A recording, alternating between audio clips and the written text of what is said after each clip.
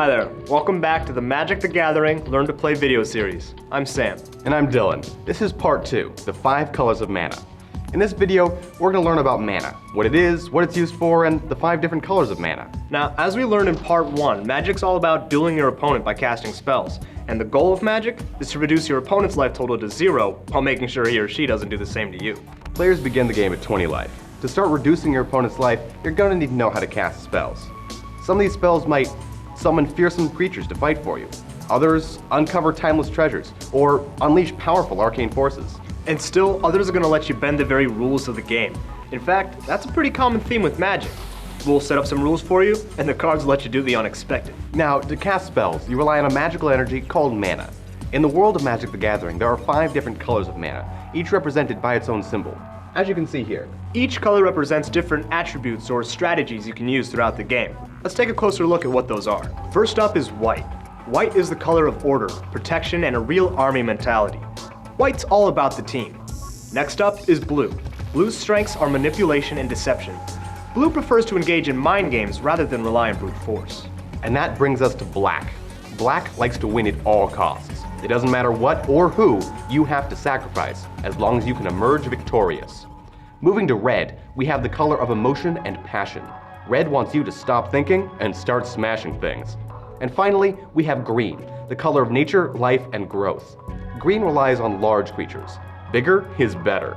So, these symbols represent the mystical mana that you must use to cast your spells. But where does it come from, and how do we get it? Well, it comes from a type of Magic card called a land. There are many types of lands in Magic, and a card is a land, it'll say so around the middle of the card. There are 5 types of basic land cards, 1 for each color. Your plains will produce white mana, your islands will produce blue mana, your swamps for black, your mountains for red mana, and finally, forest for green. During the game, you'll be able to play 1 land during each of your turns. So, as the game progresses, you'll gain access to more and more mana, letting you cast more powerful spells.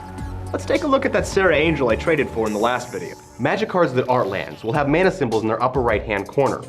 This is the mana cost, and just like it sounds, it tells you how much mana is required so you can pay for and cast the spell. Starting from the right of the card, you will first see 2 white mana symbols. Now, you know that plains produce white mana, so having 2 plains will help cast Serra Angel. However, there is another mana symbol in the mana cost, a 3.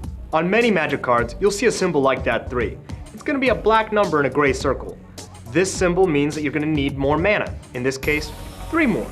But this mana can be any color.